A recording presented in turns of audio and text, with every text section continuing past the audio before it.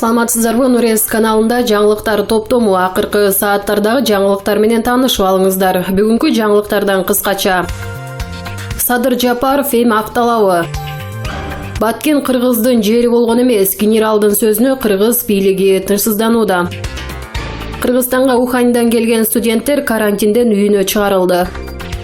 Алдыда ушул жана башка жаңылыктар менен кененирээк таанышып алыңыздар. Видеону аягына чейин көрүп, каналга катталып лайк басканды унутпаңыздар.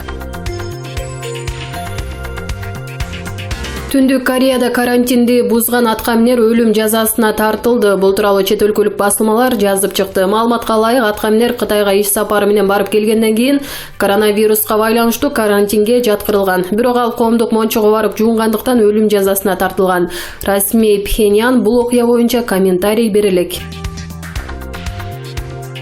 Улан Үсөйүн милицияга арыз менен кайрылмакчы. Кечээ Ош шаарынын жашоочулары түштүк калаага валить нельзя остаться темасындагы иш-чара өткөрүүгө Бишкектен келген жарандык активисттерге шаардан чыгып кетүүлөрүн талап кылышкан. Бул тууралуу Вести KG сайтына активисттердин бири Улан Үсөйүн билдирди.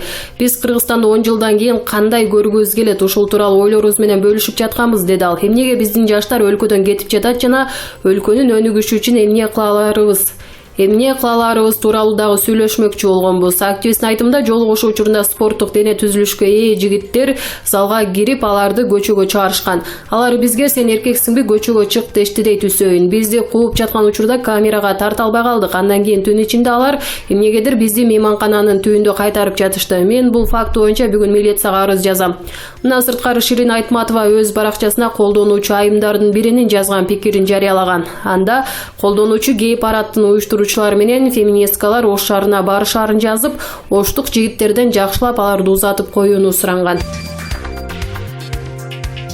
Мындан 14 күн мурда Кытайдан алып келинген 18 студенттин карантиндик мөөнөтү аяктап бүгүн үйүнө чыгарылды. Бул тууралуу Саламаттыкты сактоо министрлигинен билдиришти.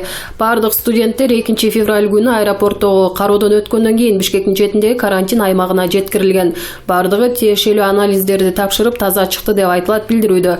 Карантин учурунда алар менен бир гана медициналык кызматкерлер байланышта болгон. Эске салсак, 2 февраль күнү Кытайдын Ухань шаарында окуган кыргызстандык 18 студент атайын борт менен Нур-Султан аркылуу Бишкекке алып келинген. Алар аэропорттон тиешелүү текшерүүдөн өткөн соң Бишкектин чет жакасындагы оорукананын атайын каралган бөлүмүнө жаткырылган. Учурда дарыгерлердин тыкыр көзөмөлүндө экени айтылган. Буга чейин Кытайдын саламаттыкты сактоо маселелерин караган мамлекеттик комитетинин эксперттик комиссиясы жүргүзгөн изилдөөнүн көчүрмөсү интернетке тарап кеткен. Анда коронавирустун инкубациялык мөөнөтү мурда айтылгандай 14 эмес 24 күнгө созулушу мүмкүн экени айтылган. 14 февраль күнү Кыргызстандын Тышкы иштер министрлигине Тажикстандын Кыргызстандагы элчиси Назир Мат Ализода чакыртылды. Бул тууралуу аталган министрликтен маалымдашты. Кыргыз тарап Тажикстандын Согди областындагы ички иштер башкармалыгынын жетекчиси, милициянын генерал-майору Абдулла Навжубоновдун чек ара тууралуу айткан сөзүнө кескен тынчсыздануусун билдирген. Тышкы иштер министрлиги 13 февралда Тажикстандын айрым массалык маалымат каражаттарында жана интернетте тараган маалыматтарда милициянын генерал-майору Абдулла Навжубонов эч качан Кыргыздын жери болгон эмес деп жалган айтып, тарыхты бурмалаган деп эсептейт. Кыргызстандын тышкы саясат мекемеси жогорку кызматтагы жана күч органдарынын өкүлү чагымчыл аракеттердин ордуна мындай көрүнүштөрдү жөнгө салышы керектигин баса белгилеген. Кыргыз тарап расмий дүйшөмбүнүн реакциясын күтөөрүн жана мындай фактылар кайталанбайт деп ишенерин билдирген. Буга чейин өкмөттүн Баткен облусунда өкүлчүсү, Тажикстандын Согди облусунун ички иштер башкармалыгынын башчысы Абдулла Навжубонов чек арага чектеш аймактагы элдин ынтымагына доо кетире турган билдирүү таратты деп айыпталган. Бүгүн 15 февралда Бишкек шаарында абактагы Садыр Жапаровду коргоо иретинде Садыр Жапаровду коргоо элдик кыймыл тарабынан тегерек стол болуп өттү. Чогулуштун негизги максаты Садыр Жапаровдун боштондукка чыгуусун талап кылуу болду. Юрист Чыңгыз Капаровдун айтымында, бардык иштерди мыйзам чегинде жүргүзүп келебиз, андыктан залакасы тийбейт. Негизги максатыбыз Садыр Жапаровдун боштондукка чыгуусун талап кылабыз, деди ал. Эске сала кетсек, Садыр Жапаров Ысык-Көлдүн ошол кезде губернатор Эмилбек Каптагаевди барымтага алган деген айып менен 2017 жылдын март айында камакка алынган. 2018 жылдын июнь айында экс-депутат 11 жыл 6 айга кесилип, 2019 жылдын апрель айында жогорку сот анын жаза мөөнөтүн 1,5 жылга кыскарткан. Бүтүн Кыргызстан партиясынын лидери Адахан Мадумаров жергиликтүү шайлоонун алдында жарандар аймактардан келип шаарларга чукул каттоого туруп жатышын мамлекеттик деңгээлдеги саясий коррупция катары баалады. Мындай окуя Кыргызстандын жаңы тарыхында болгон эмес деген Мадумаров бул көрүнүштү тез арада токтотууга чакырды жана жарандардан жоопкерчиликтүү болууну суранды. Мадумаров буга байланыштуу видео кайрылууну 15 февралда таратып, бийликти соңку күндөрү шаарларга келип каттоого тургандардын баарын каттоодон чыгарууга үндөдү. 2020 жылдын 1-январынан 11 февралына чейин шайлоо өтө турган шаарларга аймактардан келип каттоого турган жарандар көбөйгөн. Мамлекеттик каттоо кызматынын төрагасынын орун басары Тилек Батырканов 13 февралда парламент жыйынында билдиргендей, караколго 2797, балыкчыга 489, майлуу сууга 272, токмокко 6950, ошко 33805 жаран аймактардан барып каттоого турду. Борборлук шайлоо комиссиясынын мүчөсү Юрий Сатыр Абдрахматова мындай убактылуу каттоону жергиликтүү кеңештерге шайлоого камынган айрым саясий партиялар атайын уюштуруп жатканын айтып чыккан. Жогорку кеңештин айрым депутаттары да буга тынчсыздануусун билдиришүүдө. Баткен, Жалал абад, Нарын, Ысык көл, Чүй, Ош облустарынын аймактарындагы 26 айлык кеңештин жана Каракол, Балыкчы, Токмок, Ош, Майлуу суу шаардык кеңештеринин депутаттарынын шайлоо 2020 жылдын 12 апрелинде өтөт. Парламент депутаттары шаардагы бир үйгө жүздөгөн адамдарды каттоого тургуза берүүгө мыйзамда тыюу салынбай турганын белгилеп, муну тескериш үчүн токтом же кандайдыр эреже иштеп чыгуу маселесин көтөрүшкөн. Сабыр Байке бүгүнкү талкууга коронавирус, АКШнын кыргызстандыктарга карата визалык чектөөлөрү, Казакстандын Кордай районундагы этникалык жаңжал тууралуу, анан өлкө ичиндеги нараазычылыктар, жаздагы жергиликтүү, күздөгү парламенттик шайлоого карата даярдыктар тууралуу кеп кылалы деп турам. Анын баарына канча убакыт кетет, убактыбыз жетеби, жеткен күндө да анын баары батабы кеситке. Айрымдарына кыскача болсо да токтолуп, маанилүүлөрүн кененирээк кеп кылалы. Качантан бери маектеше элекпиз, суроо көбөйүп кетти да кандай дейсиз? Анда мындай коронавирусту айтпаган, жазбаган, коркутпаган киши калган жок. Эфирде деле баштагыдан кыйла азайгансып калды. Бардык мамлекеттердин бийлиги катуу көңүл бөлүп, тиешелүү чаралар көрүлүп жатат. Буга чейин свиной, птичий жана башка болгон. Көнүп деле калыппыз. Тем более Арыстан Алай айтты го, кыргызга жукпайт деп. Менчик Кудайыбыз турганда эмне коркуп күлүп жибердик. Ал эми коңшу казак бауырдастарда жанагыдай кайгылуу окуя болуп, бир топ адам забын болуп, жүздөгөн адамдар жаракат алып, миңдеген адамдар Кыргызстанга качып кирди. Үй мүлк өрттөлдү, кыш күрөдө шоргатып, темселеп үйүнөн тентип жүргөн кара картаң бала бакырага кантип орун орубайт.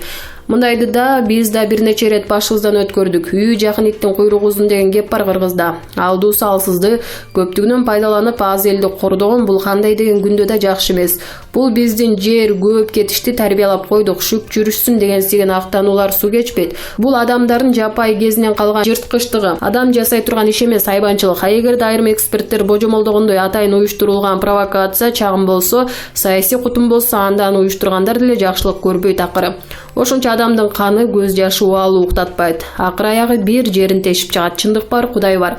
Мен ошондой ишеним менен жашап келем. Бул каргашы ал окуянын тикелей катышуучуларынын гана жүрөгү аркылуу өтпөстөн, сырттан карап тургандардын, алыста жүргөндөрдүн көбүн жайпап өттү. Соц тармактагы пикирлер биздин коомдун бет кабын сыйрып салды. Боор ооругандар бар экен, бирок эмнегедир мага ошо шоругатып, шоройлоп аткандарды сооп болду, киргизбеш керек деп.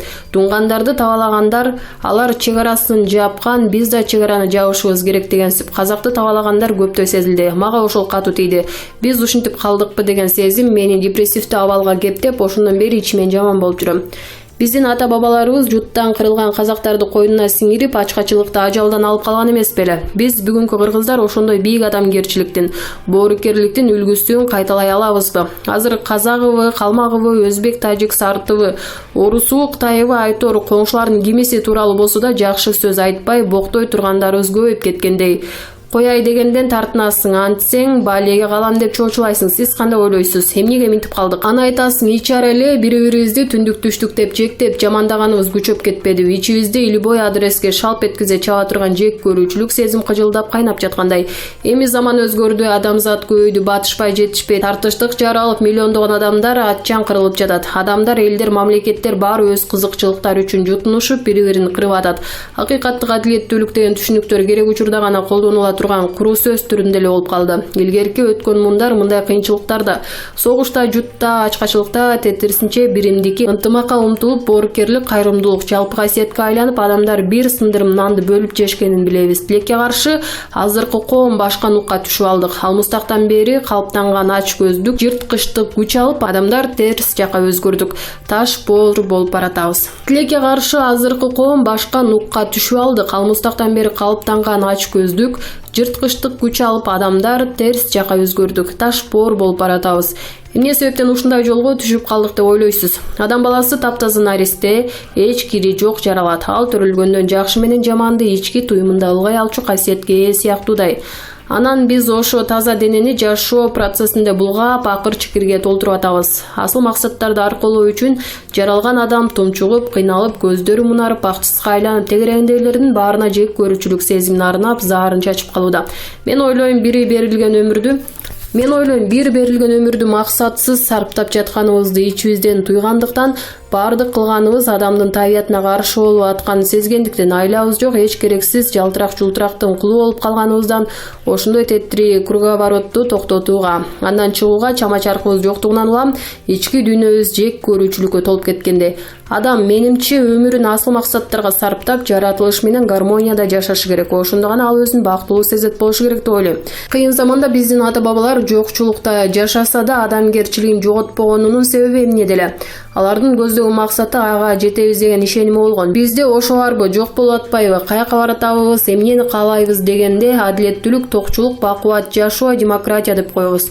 Бирок аныбыз жардам бербей, жаныбыз жай алып калбай, кайра эле кабатырбыз. Эмнеге? Себеби өзүбүздүн айткандарыбызга ишенген жерибиз жок. Бири-бирибизди алдап атабыз, коррупционерлерибиз менен аткаминерлерибиз алдап кетет, баары бир андай болбойт дегенге ишенип алганбыз. Каныбызга сиңип калган, эч унута албайбыз, ошону унутушубуз керек. Анан асыл максат ишеним керек. Биз бири-бирибизге ишенишибиз керек. Өмүр кыска. Биз ушу ондогон жылдар бою өз жолубузду таппай, кайсылап, кыйналып, тентип ичибизге бук болуп, кыжырыбыз кайнап, келечекке болгон үмүтүбүз үлпүлдөп өчүп бараткандан улам, турмуштун оош кыйышын көтөрө албай, ушинтип өзүбүз жаныбыз кашайып турса, башкаларга да күн тийбесин деген кызганычка батып калдыкпы деп да кетем. Ошондойго деп калам ойго батканда. Биз учурда демократиялык светтик мамлекет түптүк аракеттенип жатабыз. Эл бийликтин булагы деп тааныйбыз. Анан ошол элден бийликти шайлоо жолу менен легитимдүү түрдө алып, башкарууну уюштура албай, алдап, уурдап, будамайлап эле убараланып, элдин ишениминде өлтүрүп атат окшойбуз. Нукура кыргыз жолу менен кетебиз, ошондо гана көксөгөнгө жетебиз дегендер да, дагы башкача жолдорду сунуштагандар да бар. Ушу алдыга койгон максатыбыз эмне? Кай багытта өнүгөбүз, кандай система керек дегенде эле талаш тартыш башталып, баш аягыбызды таппай калып жаткан жокпузбу? Бул талаш тартыш качан кантип аякташ керек? Качан багытыбыз аныкталып, өнүгүү жолу башталат? Вечный суроо бердиң. Кыскача айтайын, талаш тартыш эч качан токтобойт. Ал ошол эле өнүгүү үчүн аба менен суудай керек. Ал токтобош керек. Токтосо кайра жаман. Туура жолду тандап, өнүгүү башталганда да талаш тартыш калбай коштоп жүрүшү керек. Нукура кыргызча жол тууралуу. Андай жол жок. Азыр таштоор эмес. Үңкүргө бекинип алып, дүйнөдөн оолак жашай албайсың. Адамзат ойлоп тапкан илимдин, техниканын бардык жетишкендиктерин окуп үйрөнүп, өздөштүрүп, колдонуп жашаганга аракеттенишибиз керек. Албетте айрым бир шок кылган каннибализм, адам турмак жаныбар дүйнөсүнүн тукум курут болбой өнүгүү табиятына каршы келе турган жыныстык айырмачылыкты таануу сыяктуу терс көрүнүштөрдүн баарын кабыл алуу тууралуу сөз жок.